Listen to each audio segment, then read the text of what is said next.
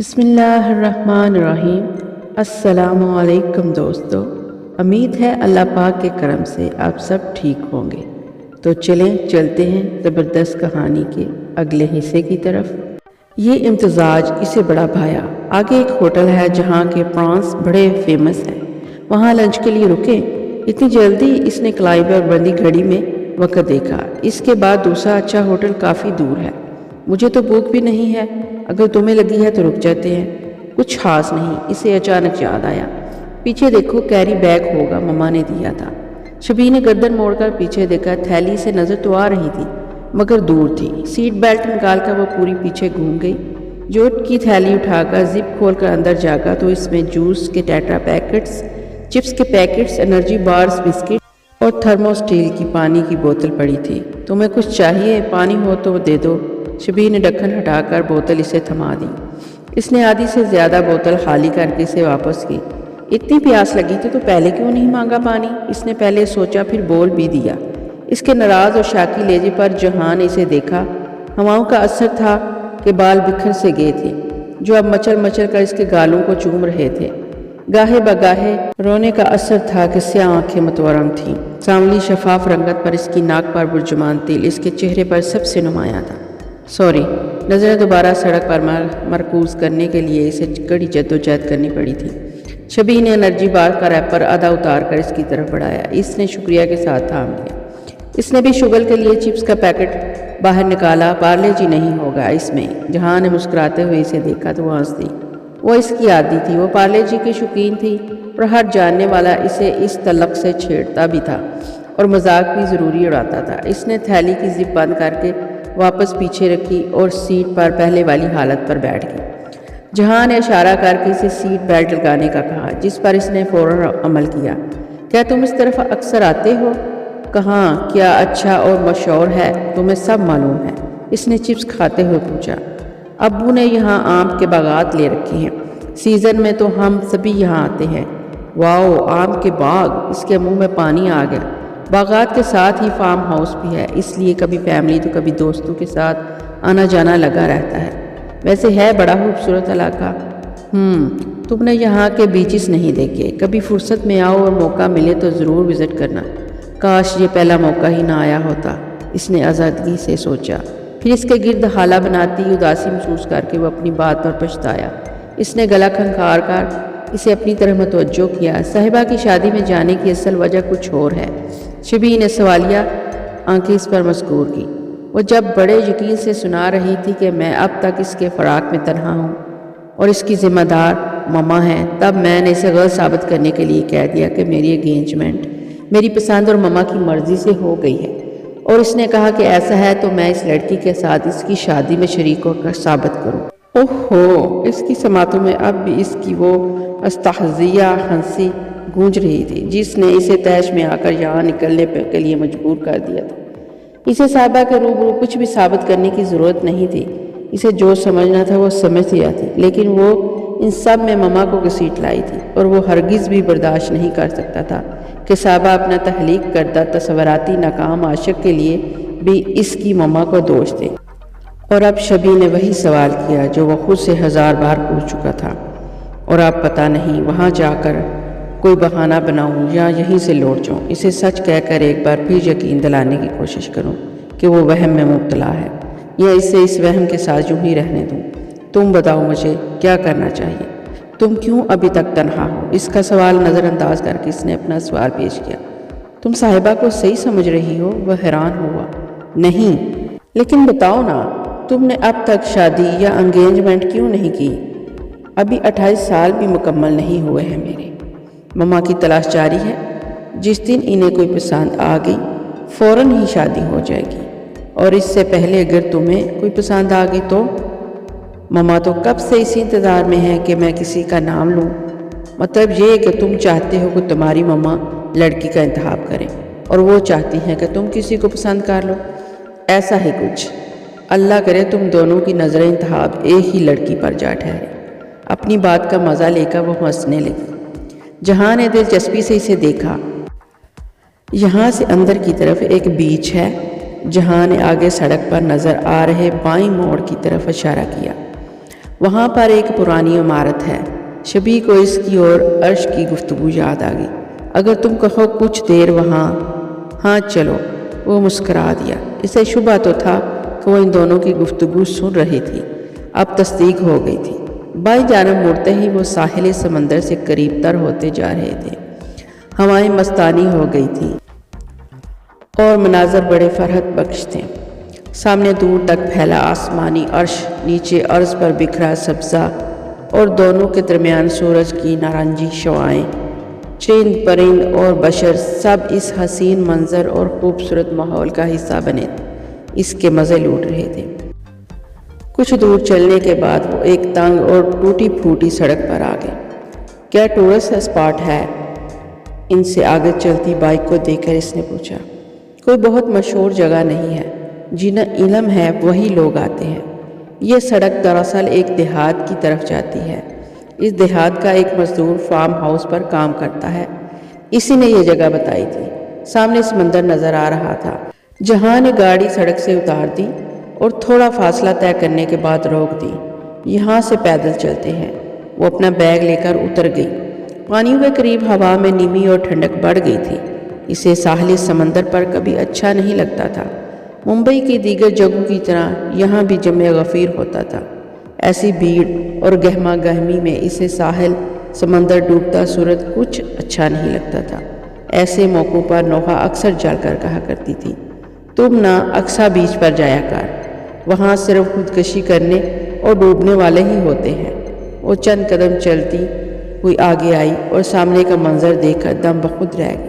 اسے لگا وہ ٹی وی اسکرین کا کوئی منظر ہے یا کسی میگزین کی تصویر۔ اس منظر کی سب سے بڑی خوبصورتی صاف ستھرا اور لوگوں سے خالی ساحل تھا۔ گاڑی لاک کرنے کے بعد وہ دوڑ کر اس کے ساتھ ہوا۔ عرش و شبان نے یہاں اپنے نام لکھے تھے۔ جہاں نے بائیں طرف ایک ٹوٹے پھوٹے ڈھانچے کی سمت اشارہ کیا۔ وہ کبھی شاندار عمارت رہی ہوگی، اب اس کے صرف آثار باقی تھے۔ پتھروں والی ٹوٹی دیواریں جن پر چھت نہیں تھی، کچھ دیواروں کی چوکھٹیں اور چند سیڑھیاں۔ جہاں اس کھنڈر کی طرف مڑا تو وہ رک گئی۔ میں وہاں جاؤں؟ جہاں نے پلٹ کر دیکھا۔ وہ سمندر کی سمت اشارہ کر رہی تھی۔ اس نے یہ نہیں کہا تھا کہ وہاں چلیں یا پہلے وہاں چلتے ہیں۔ جہاں نے سر ہلا کر اسے اجازت دی۔ وہ آگے بڑھ گئی۔ یہاں آہستہ آہستہ چلتا ہوا کھنڈر تک آیا اور عرش کی بتائی ہوئی دیوار تک جانے کی بجائے منڈیر نما ٹوٹی دیوار پر بیٹھ گیا، جہاں سے سمندر اور سمندر کی اور جاتی شبی دونوں نگاہوں کی زرد میں تھے۔ لوفرز اور بیگ ریت پر چھوڑ کر وہ برہنہ پا چلتی پانی تک آئی۔ اگر ابھی یہاں نوحہ، صفی اور امی ہوتے تو کتنا ادھم مچاتے سب۔ ماحول کا اثر تھا کہ وہ فی الحال بڑی دل گزار تھی۔ اتنی خوبصورت جگہ اور اتنے بدترین حالات میں یہاں تنہا ہوں۔ اس نے اڑتے دوپٹے کو سنبھالا۔ کس نے کہا تھا تمہیں تنہا گھر سے نکلنے کو؟ صفورہ کی شبی بیدار ہوئی۔ امی نے کہا تو تھا وہ خود تمہیں لے چلیں گی۔ میں غصے میں تھی، اب اتر گیا نا غصہ، لوٹ جاؤ۔ یہاں تک آ کر کیسے پلٹ جاؤں؟ امی کو کتنا دکھ پہنچایا ہے تم نے، کچھ اندازہ ہے؟ میں بھی کم تکلیف میں نہیں ہوں۔ آدھی رات کو گھر سے نکل کر تم نے اچھا نہیں کیا۔ میرے پوچھنے پر بہانہ کرنے کی بجائے مجھے سچائی بتا دی گئی ہوتی تو آج یہ دن نہ آتا۔ اس وقت تم جس دور سے گزر رہی ہو وہ تمہیں اس سے محفوظ رکھنا چاہتی تھی۔ یہ تو اسی دن سے میرا مقدر ٹھہرا تھا جس دن وہ مجھے چھوڑ کر گئی تھی۔ تم سمیرہ کا خون ہو اور صفورہ تمہاری ماں ہے، کیا تم اس سے انکار کر سکتی ہو؟ کبھی نہیں۔ اس نے اٹھتے بالوں کو دونوں ہاتھوں سے پیچھے کیا۔ خیالات کے اس تبادلے میں صفورہ کی شبی اس میں مدغم ہو گئی تھی۔ دیوار پر باہر کی جانب پیر لٹکائے بیٹھا جہاں اپنے موبائل کیمرے سے سامنے پھیلے دلکش مناظر قید کر رہا تھا، خود سے الجھتی، لہروں کے ساتھ چلتی، کبھی بال سمیٹتی تو کبھی دوپٹہ سنبھالتی۔ شبی ہر تصویر کا حصہ تھی۔ سب کچھ واقعی اتنا دلکش اور خوبصورت ہے جتنا مجھے محسوس ہو رہا تھا، یا ساری دلکشی اور خوبصورتی کسی کی موجودگی کے باعث ہے؟ شبی نے پلٹ کر دیکھا، وہ بہت دور نکل آئی تھی، دور سے جہاں ہاتھ ہلا کر اسے اشارہ کر رہا تھا۔ اس نے بھی ہاتھ اٹھا کر جواب دیا اور واپسی کے لیے پلٹ گئی۔ اس کی جیکنگ اور کوتے کا نچلا حصہ بھیگ چکا تھا۔ اس نے پیروں پر ہتھیلیاں دبا دبا کر پانی نکالا، کرتے کا دامن نچوڑ کر جھٹکا اور لوفرز اور بیگ اٹھا کر کھنڈر نما عمارت کی طرف چل پڑی۔ جہاں بھی دیوار سے غائب ہو گیا تھا وہ ٹوٹے پھوٹے پتھروں پر سنبھل سنبھل کر پیر رکھتی اوپر آئی، جو کبھی زینے کے طور پر استعمال ہوتے ہوں گے۔ اندر بھی جنگلی پودے اور پھول ہر سو تھے۔ جہاں نسبتاً اونچی اور بڑی دیوار کے آگے کھڑا تھا، جو کبھی کسی کمرے کی تشکیل کرتی ہوگی، مگر اس وقت تنہا استادہ تھی، جس کے سر پر نہ چھت تھی نہ دائیں بائیں سہارا دیتی دیواریں۔ تمہیں دکھائی دے رہے ہیں یہاں نام؟ دیوار سے پرے ہٹ کر اس نے شبی سے پوچھا۔ شبی نے سیاہ پتھروں کا تفصیلی جائزہ لے کر نفی میں سر ہلایا۔ وہ دونوں یقین ہی نہیں کریں گے۔ اس نے موبائل میں دیوار کی تصویریں لیتے ہوئے کہا، ویڈیو کال کر لو۔ اس نے بیگ اور لوفرز دیوار پر رکھے اور دیوار پر چڑھ کر بیٹھ گئی۔ نیٹ ورک کہاں ہے یہاں؟ وہ مختلف زاویوں سے تصویریں لے رہا تھا۔ اس کے پیروں پر ریت چپک گئی تھی۔ اس نے دونوں پنجے ایک دوسرے سے ٹکرا کر ریت جاڑی۔ تصویروں سے فارغ ہو کر جہاں نے فون جیب میں ڈالا اور نیچے جھک کر تھوڑی تلاش کے بعد ایک نوکدار سلیٹی پتھر اٹھایا۔ سیاہ پتھروں والی دیوار پر اس نے نوکدار پتھر سے ایک لکیر کھینچی، پھر اسے ہاتھ سے مٹانے کی کوشش کی، لیکن وہ سلیٹی لکیر ہونس موجود تھی۔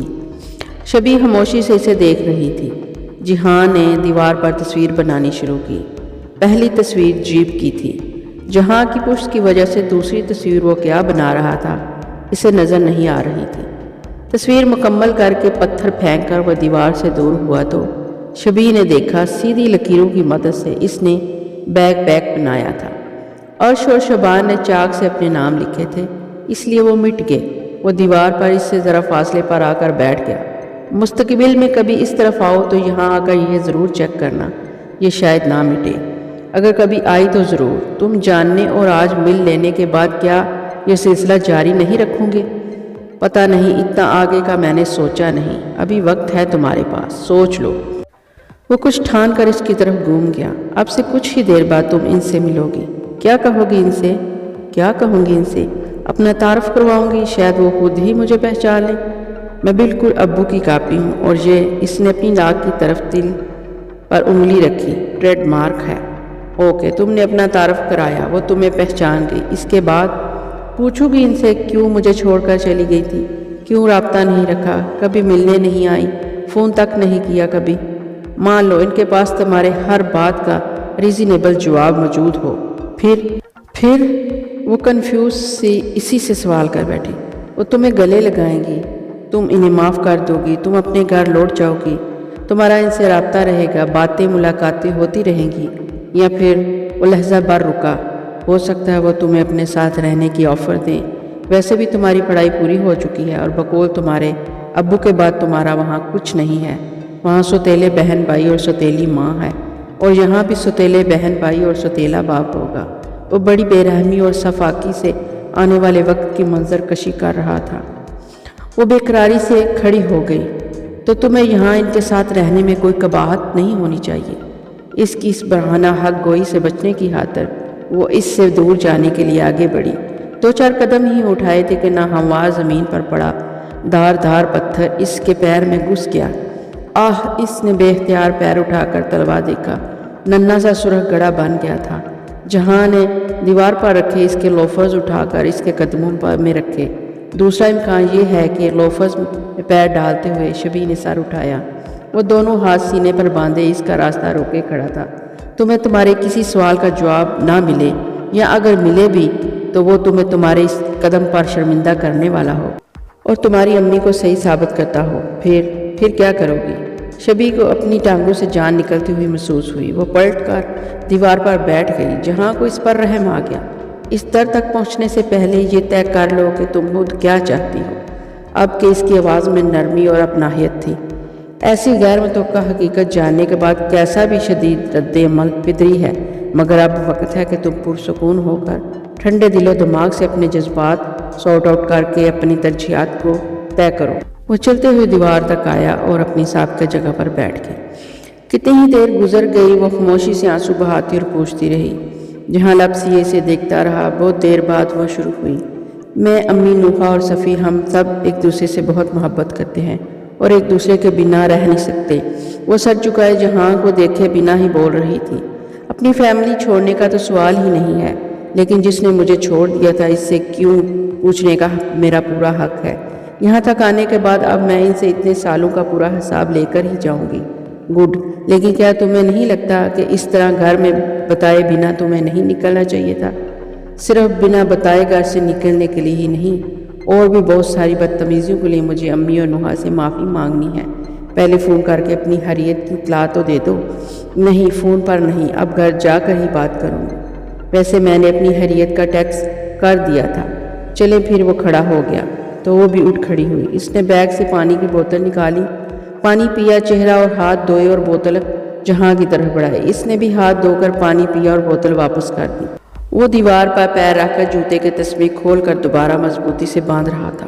شبی نے فون نکالا اور پاور آن کر کے دیوار کی تصویر لینے لگی۔ دوبارہ آنے کا چانس تو نہیں ہے۔ پھر بھی وہ پلٹا تو شبی فون بند کر رہی تھی، جہاں کے اندر بہت سارے چانسز ابھرے، مگر وہ سر ہلاتے ہوئے مسکرا کر نیچے اتر گیا۔ شبی نے بھی اس کی تلقین کی۔ ہم پہلے لنچ کے لیے رکتے ہیں، جہاں نے گاڑی سڑک پر ڈالتے ہوئے کہا۔ ٹھیک ہے۔ ٹھنڈی ہواؤں کا اثر تھا یا اتنا رونے اور سوچنے کی تھکان، اسے نیند آنے لگی۔ جلد ہی وہ سر پیچھے ٹکا کر سو گئی تھی۔ ڈرائیونگ کرتا جہاں سامنے سڑک اور بازو میں سوئی شبی کو دیکھتے ہوئے ہوٹل پہنچ کر رکا تھا۔ گاڑی رکتے ہی شبی بھی جاگ گئی۔ ایسی بے خبر سونے پر وہ شرمندہ سی باہر نکلی۔ واش روم کے آئینے میں شکل دیکھ کر ایسا لگ رہا تھا وہ سالوں سے سفر پر نکلی ہے۔ اچھی طرح ہاتھ دھونے کے بعد اس نے بیگ سے کنگھا نکالا اور بار کھولنے لگی۔ اپنی انفرادیت کی وجہ بھی اب سمجھ آ رہی تھی۔ ایک تو اس کی رنگت نوحہ اور صفی کے مقابلے میں سانولی تھی، دوسرے پیٹھ کی لمبائی تک پھیلے اس کے بال امی اور نوحہ کی بنسبت سیاہ اور گھنے تھے۔ وہ ٹیبل پر واپس آئی تو جہاں فون پر مصروف تھا۔ اسے سمجھنے میں ذرا وقت نہیں لگا کہ دوسری طرف اس کی مما ہے۔ کہہ تو رہا ہوں کہ وہ دوسرے گروپ کے ساتھ نکلے ہیں۔ تیرے گروپ سے کب نکل گئے وہ دونوں؟ مما، کالج کے اور بھی کئی دوست آ رہے ہیں۔ میں بھی ان سب سے آخر میں نکلا ہوں۔ وہ لوگ پہنچ بھی گئے ہوں گے۔ کتنی بار کہوں، مجھے یقین ہے ظفر اور نوید یہیں ہیں۔ صاف صاف بتاتا کیوں نہیں معاملہ کیا ہے؟ ٹھیک ہے، آ کر بتاتا ہوں۔ خوش بیٹا، پہلے ہی کہہ دیتا، اتنے بہانوں کی کیا ضرورت تھی؟ ٹرائی کر رہا تھا، آپ سے کچھ چھپایا جا سکتا ہے کیا؟ سبق لے اور آئندہ کی ایسی کوششوں سے توبہ کر۔ 100 بار توبہ مما۔ اچھا، وہ لڑکی کیا نام تھا؟ بھول گئی۔ شبی؟ ہاں، اسے ڈراپ کرنے کے بعد مجھے میسج کر دیں۔ جی مما، چل رکھتی ہوں، اللہ حافظ۔ فون بند کر کے ٹیبل پر رکھ کر وہ اس کی طرف متوجہ ہوا۔ اس بار اس نے انجان بننے کی کوشش نہیں کی تھی۔ تمہارا پورا نام کیا ہے؟ شبینہ، شبانہ، شبستان، اسے جتنے نام سوجے اس نے گنا دیے۔ میرا پورا نام شبی ہی ہے۔ ایسا کیسے ہو سکتا ہے؟ یہ تو نک نیم لگتا ہے۔ تمہیں اردو تو آتی ہے نا؟ اس نے سامنے سے ٹیشو پیپر اٹھایا اور بیگ سے پین نکالا۔ بالکل آتی ہے۔ میرا نام شبی ہے، شبی نہیں۔ اس نے پین سے ٹیشو پیپر پر لکھ کر بتایا۔ اوکے۔ جہاں نے ٹیشو پیپر ہاتھ میں لے کر بغور دیکھا۔ ابو کا پورا نام افتخار احمد اور دادا کا نام بشارت علی تھا، اور ہمارے یہاں ہر فارم اور دستاویز پر نیم، مڈل نیم، سر نیم، فادرز نیم جیسے کالمز نے ابو کے لیے بڑی پریشانیاں کھڑی کی تھی۔ کچھ 4-5 نام لکھنے کے بعد ابو کا نام پورا بنتا تھا۔ دوسرے اسپیلنگ کی وجہ سے کوئی بھی صحیح تلفظ سے ابو کا نام نہیں لیتا تھا۔ کبھی افتخار، کبھی افتخار۔ اس لیے ابو نے بڑے سوچ سمجھ کر ہمارے مختصر اور صحیح تلفظ والی اسپیلنگ کے نام چن کر رکھے تھے، نوحہ، صفی اور شبی۔ نائس مین۔ اس کی ستائش پر وہ بھی فخر سے مسکرائی تھی۔ تبھی اس کا کھانا آ گیا۔ تمہیں سی فوڈ بہت پسند ہے شاید، اس نے ٹیبل پر پھیلے پکوان دیکھ کر کہا۔ اس علاقے میں آ کر سی فوڈ نہ کھایا سراسر بیوقوفی ہے۔ ویسے مجھے سی فوڈ پسند بھی ہے، کیا تمہیں نہیں پسند؟ کھانے کے معاملے میں میرے نہرے نہیں ہیں۔ اسے اپنی یہ عادت بڑی اچھی لگتی تھی۔ گڈ۔ کھانے کے بعد دونوں نے کافی پی۔ ظہر کا وقت تھا اور اسے نماز پڑھنی تھی۔ یہاں کسی گوشے میں نماز پڑھ سکتی ہوں؟ اس نے اطراف کا جائزہ لیتے ہوئے جہاں سے پوچھا۔ یہاں مرد و خواتین کے لیے نماز کا الگ انتظام ہے، اس لیے ہم لوگ ہر بار اسی جگہ پر رکتے ہیں۔ ایک ہی علاقے میں بکثرت سفر کرنے کے فائدے بھی کئی تھے۔ وہ 2 رکعت قصر پڑھ کر باہر آئی تو جہاں بھی نماز سے فارغ ہو گیا تھا۔ فائنلی اب تمہاری منزل پر رکیں گے۔ دروازہ کھول کر ڈرائیونگ سیٹ پر بیٹھتے ہوئے جہاں نے کہا۔ وہ بیگ میں سر گھسائے کچھ ڈھونڈ رہی تھی۔ کیا ہوا؟ ایڈریس والی پرچی نہیں مل رہی ہے۔ اس نے اپنی طرف کا دروازہ کھول کر بیگ نشست پر الٹ دیا۔ بقول نوحہ وہ عمر و عیار کی زنبیل تھا۔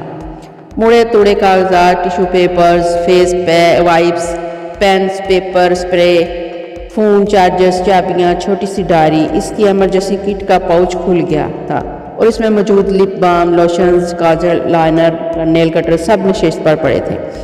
پھر گم ہو گئی مجھ سے۔ ساری چیزیں الٹ پلٹ کر دیکھنے کے بعد اس نے مایوسی سے کہا، کوئی بات نہیں، اس میں ہے ایڈریس۔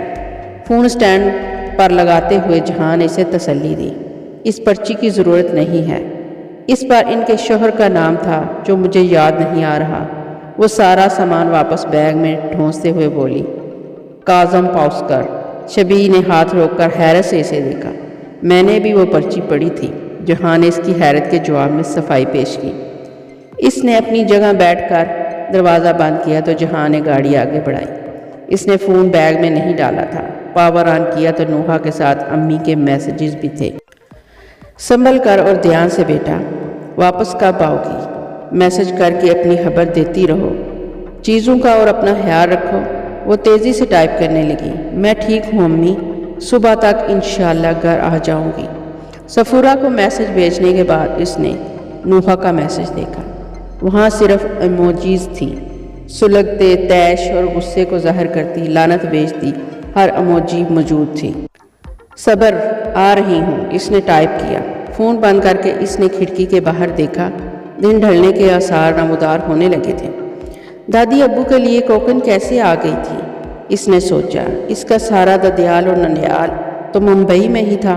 تم واپس کیسے جاؤ گی؟ جہاں نے کھڑکی سے باہر نظاروں میں گم اسے دیکھا۔ ممبئی کے لیے رتنا گری سے رات میں بسیں ہوں گی، اسی میں سے ہی نکل جاؤں گی۔ وہ پہلے ہی اس کے ساتھ واپسی کی پیشکش ٹھکرا چکی تھی اور اب یہ پلان وہ چپ ہو گیا۔ موبائل سکرین پر بلو لائن بتدریج گھٹتی جا رہی تھی۔ جو بے آرامی اور بے قراری صبح ادھر تھی وہ اس وقت ادھر منتقل ہو گئی تھی۔ وجہ بہرحال دونوں طرف بالکل مختلف تھی۔ وہ شہر کی حدود میں داخل ہوا، بالآخر مطلوبہ مقام پر پہنچ گئے تھے۔ یہ شہر کا متمول علاقہ تھا۔ ایک قطار میں شاندار بنگلے بنے تھے۔ تو کیا ابو اور مجھے چھوڑنے کی وجہ دولت تھی؟ اس نے سوچا۔ جہاں نے زائلو سڑک کے کنارے روک دی تھی۔ میں ویٹ کرتا ہوں۔ شبیہ نے اسے باز رکھنے کے لیے منہ کھولا ہی تھا کہ وہ نفی میں سر ہلاتے ہوئے بولا، تم یہاں سے نپٹ جاؤ تو تمہیں بس میں بٹھا کر ممبئی روانہ کرنا میرا اخلاقی فرض ہے اور یہ مما کا حکم بھی ہے۔ آخر میں وہ مسکرایا۔ کچھ دیر پہلے والی خود اعتمادی کے باوجود اب وہ نروس تھی۔ بنگلہ نمبر 10 بی ہے۔ اس نے فون نکال کر شبیہ کے آگے کیا۔ اس نے دیکھ کر سر ہلایا اور بیگ لے کر باہر نکل آئی۔ جہاں بھی باہر نکل کر اس کے قریب آیا، اس نے سامنے قطار میں استادہ عالیشان بنگلوں کو دیکھا۔ ایک گہری سانس لے کر خود کو تیار کیا اور آگے بڑھی۔ شبیہ ابھی وہ سڑک کے وسط میں ہی تھی کہ عقب سے جہاں نے پکارا۔ وہ پلٹی، ریلیکس، جو بھی ہوگا بہتر ہوگا۔ اس نے مسکرا کر اسے حوصلہ تھمایا۔ اس نے بھی مضطرب مسکراہٹ کے ساتھ سر ہلا دیا اور سڑک پار کر گئی۔ سامنے بنگلے کی باہری دیوار پر لگی نیم پلیٹس پر 10th بی لکھا تھا۔ وہ دیوار کے ساتھ چلتی ہوئی اگلے بنگلے تک آئی۔ وہ 6th اے تھا۔ اس نے اپنی رفتار بڑھائی، تیز قدم اٹھاتے قدموں کے ساتھ، جیسے یاداشت کے سٹیج سے بھی آہستہ آہستہ پردے اٹھنے لگے تھے۔ سب سے پہلے اور پرانی یاد جو اس سٹیج پر ابھری تھی وہ گلابی فراق میں تالیاں بجاتی ننھی سی شبیہ کی تھی، جسے گود میں اٹھا کر سفورہ نے چٹا چٹ بوسے لے ڈالے تھے۔ اب وہ صبح صادق کے مل کے اجالے میں کچن میں کھڑی جمائیاں لیتے ہوئے اس کا فرمائشی ٹفن تیار کر رہی تھی۔ پھر وہ روتی گاتی نوحہ کو گود میں اٹھائے شبیہ کا ہاتھ تھامے اسے اسکول بس میں چڑھا رہی تھی۔ اگلے منظر میں وہ رات کے 2 بجے اس کا اسکول پروجیکٹ مکمل کر رہی تھی۔ اپنی اینیورسری پر ابو کو کیک کھلانے کے بعد وہ شبیہ کے منہ میں کیک ڈال رہی تھی۔ وہ ہر جگہ اس کے ساتھ تھی، اسکول میں، کالج میں، گھر کے باہر، سب جگہ۔ کبھی پھٹکارتی تو کبھی گلے لگاتی، کبھی آنسو پوچھتی تو کبھی پچکارتی۔ ابو کے بعد ان تینوں کو لپٹا کر روتی ہوئی، گھر میں بچوں کو ٹیوشن پڑھاتی ہوئی، ان تینوں کو سامنے بٹھا کر کوچنگ کلاس کا پلان سناتی ہوئی۔ اس کی زندگی کا گزرا کوئی بھی لمحہ ان سے خالی نہیں تھا۔ وہ اسی آغوش کی گرمی سے واقف تھی جو اسے صرف 1.5 ماہ کے لیے میسر نہیں ہوئی تھی۔ کیا اس 1.5 ماہ کے لیے وہ ذمہ دار تھی؟ نہیں۔ کیا اسے کسی اور آغوش کی طلب تھی؟ نہیں۔ کوئی محرومی، کوئی حسرت تھی؟ نہیں کوئی کمی تھی صرف ابو کی؟ کیا جگہ کوئی خالی خانہ تھا جسے صرف سمیرہ ہی پر کر سکتی تھی؟ نہیں، کہیں کوئی جگہ نہیں تھی۔ ہر رشتہ اپنے مقام پر تھا، ہر محبت اپنے معیار پر تھی۔ پھر کیوں، کس لیے اس نے سینے پر ہاتھ رکھ کر اٹکتی سانسیں بحال کرنی چاہیں؟ وہ 10th B کے سامنے کھڑی تھی۔ اس دروازے کے اس پار ایسا کیا ہے جو فی الوقت میرے پاس نہیں ہے؟ چند دنوں کا تعلق یا 24 سالوں کی رفاقت؟ چند دن یا 24 سال نہیں۔ تعلق اور رشتے کو معنی اور اہمیت محبت اور قربانی سے ملتے ہیں، اور محبت اور قربانی کی جیتی جاگتی ایک تصویر کو میں جانتی تو ہوں امی، وہ سسکی۔ اس کے اندر اس وقت ذرا برابر بھی اندر جانے کی تمنا نہیں تھی۔ اتنی سی بات سمجھنے کے لیے میں اتنی دور چلی آئی۔ بڑی مشکل سے خود پر قابو پا کر وہ پلٹی اور واپسی کے لیے دوڑ پڑی، جہاں اس اچانک افتتاح پر چونکا اور پھر بے اختیار ہی اس کی طرف بڑھا۔ سڑک کے بیچوں بیچ شبی کا پاؤں مڑا اور وہ کرا کر وہیں بیٹھ گئی۔ جہاں اس کے قریب پہنچا تو وہ اکڑوں بیٹھی، گھٹنوں میں سر دیے پھوٹ پھوٹ کر رو رہی تھی۔ کیا ہوا؟ ایسے رو تو مت نا، تم اندر تو گئی ہی نہیں۔ مگر وہ سن کہاں رہی تھی۔ مجھے معاف کر دے امی، اس کے دل میں ایک ہی تکرار جاری تھی۔ جہاں پنجو کے بل گھٹنے موڑ کر اس کے سامنے بیٹھ گیا۔ شبی، اس نے پکارا تو وہ اور زوروں سے رونے لگی۔ بے اختیار ہی جہاں کا ہاتھ اس کے سر کی سمت اٹھا، لیکن اس کے بالوں سے ذرا فاصلے پر جا کر رک کر اس نے اپنی انگلیاں سمیٹ لیں۔ تم راستے کے بیچ بیٹھی ہو۔ اس نے ذرا سنبھل کر سر اٹھایا۔ اس کی سیاہ آنکھوں اور سانولی رنگت میں سرخیاں گلی تھیں۔ اس نے کچھ لمحوں کے لیے ہتھیلیوں سے چہرہ ڈھانپ لیا۔ نوحہ ٹھیک ہی کہتی ہے، اس نے ہتھیلیاں چہرے پر پھیر کر آنسو صاف کرتے ہوئے کہا۔ آسان سی بات بھی مجھے بڑی دیر سے سمجھ آتی ہے۔ وہ دھیرے سے ہنسی اور جہاں کو لگا یہ بیگی سی ہنسی جلد اس کا پیچھا نہیں چھوڑے گی۔ وہ گھٹنوں پر ہاتھ رکھ کر کھڑی ہو گئی۔ جہاں نے بھی تلقین کی، جو مجھے کل ہی مان لینا چاہیے تھے، آج اتنی دور آ کر سمجھ آیا۔ خیر، کوئی سفر رائے گاہ نہیں ہوتا۔ جو تمہیں اتنی دور آ کر سمجھ آیا وہی سفر کا حاصل ہے۔ یہاں اتنے قریب آ کر اس گیٹ کے باہر کھڑے ہو کر بھی میرے اندر ملنے، دیکھنے، جاننے یا کچھ پوچھنے کی کوئی خواہش نہیں جاگی، بلکہ مجھے امی یاد آئیں۔ اس نے گردن موڑ کر 10th B کے گیٹ کو دیکھا۔ دور سے آتی کار کے ہارن پر دونوں نے سڑک چھوڑ کر گاڑی کے پاس آئے۔ جہاں نے درمیانی سیٹ کا دروازہ کھول کر پانی کی بوتل شبی کو دی۔ پانی پی کر اس نے بوتل خود ہی جوٹ کی تھیلی میں واپس رکھ دی۔ تو دوستو، کیسی لگی یہاں تک کی کہانی آپ کو؟ اپنی رائے کا اظہار کمنٹ باکس میں ضرور کریے گا۔ دوستو، کہانی ابھی باقی ہے۔ اس کہانی کا اگلا حصہ جلد ہی لے کر آؤں گی۔ تب تک کے لیے اجازت دیجیے۔ اپنی دعاؤں میں یاد رکھیے گا اور پلیز مجھے سپورٹ کریے گا۔ تو اللہ آپ کو اپنی حفظ و امان میں رکھے۔ اللہ حافظ۔